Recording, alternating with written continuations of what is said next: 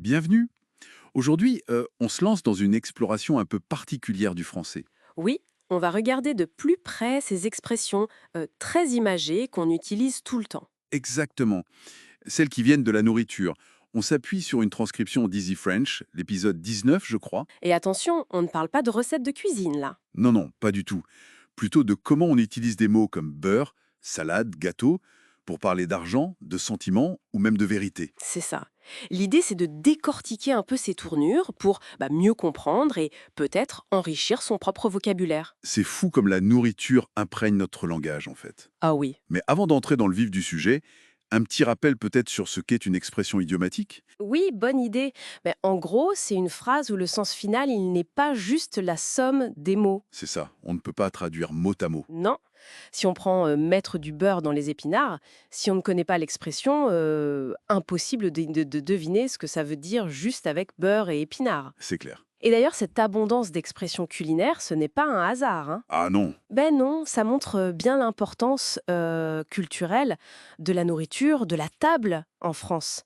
La langue, elle va puiser là-dedans, dans ce côté très concret, très sensoriel. pour créer des images, des métaphores sur plein d'aspects de la vie. Voilà. Prenons justement la première, mettre du beurre dans les épinards. Alors, d'après nos notes, ça veut dire améliorer sa situation financière, souvent un petit coup de pouce, quoi. Oui, un petit extra. L'exemple donné, c'est ce petit travail en plus, ça va mettre du beurre dans les épinards. C'est assez parlant. L'image est forte, non, Les épinards, dont c'est le plat de base, le quotidien, parfois un peu simple, un peu... un peu fade mmh. peut-être. Voilà.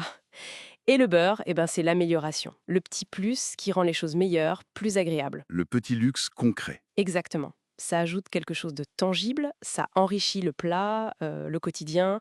C'est assez pragmatique comme vision de l'amélioration. Une autre, très connue, c'est la cerise sur le gâteau. Ah oui, Là, on est dans le positif. C'est la touche finale, le petit truc en plus qui rend quelque chose de déjà bien encore mieux. tout à fait. L'exemple, c'était quoi déjà? Ah oui, le repas était délicieux et ce petit digestif offert, c'était la cerise sur le gâteau. Typique. Oui, ce presque toujours positif. C'est le détail qui sublime, qui parfaite l'ensemble. Souvent quelque chose de pas forcément essentiel d'ailleurs. Comme la cerise elle-même sur un gâteau, finalement. C'est ça.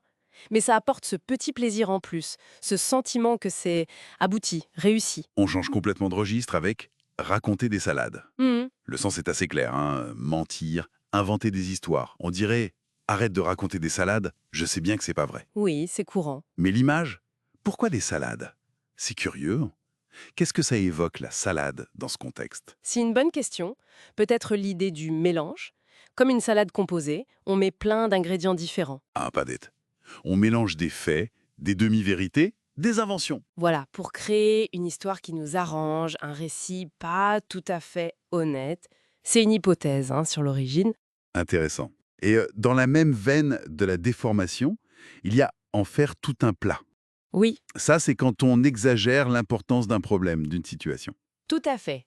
Il a juste une petite égratignure, franchement, pas la peine d'en faire tout un plat, hein. On pourrait presque la lier à raconter des salades, dans l'idée de disproportion. Ah oui? Comment ça? Les deux jouent sur l'exagération. Mais si les salades, c'est plutôt le contenu du récit, le mensonge, Oui, en faire tout un plat, c'est plus la réaction émotionnelle qui est démesurée par rapport à l'événement. je vois. Transformer un petit rien en un plat énorme. C'est ça, l'image de l'exagération est très visuelle. La transcription mentionne aussi rapidement d'autres exemples. Ce n'est pas ma tasse de thé. Classique, pour dire qu'on n'aime pas quelque chose. Simple, efficace, pour exprimer un goût personnel sans jugement. Oui. Et puis dans un registre beaucoup plus familier, être saoul comme un cochon, Ah oui, là on est dans le très familier, très ivre. clairement. Ce qui est intéressant, c'est de voir la variété en fait. C'est vrai, ça va des goûts personnels, comme la tasse de thé. Aux états physiques comme l'ivresse, en passant par l'argent, la vérité, le registre de la cuisine, il sert vraiment à tout. Du plus courant au plus imagé, et dans différents niveaux de langue. Exactement. Bon, voilà un petit tour d'horizon rapide alors. Reconnaître et peut-être même utiliser ces expressions, ça ajoute vraiment une saveur. Une authenticité. Ou une authenticité aux conversations en français. Ça rend la langue plus vivante, je trouve. Absolument. Et je dirais même, au-delà du vocabulaire, c'est assez fascinant de voir comment ces choix de métaphores, ici, très massivement culinaires, ils révèlent quelque chose. Comment ça? Ils façonnent un peu notre manière de voir et de décrire le monde. C'est une facette de la culture française en quelque sorte. Mhm. Et ça amène à se poser la question, dans d'autres langues, quelles sont les métaphores dominantes? Qu'est-ce que ça nous dit sur les cultures qui les utilisent? C'est une piste de réflexion intéressante pour continuer.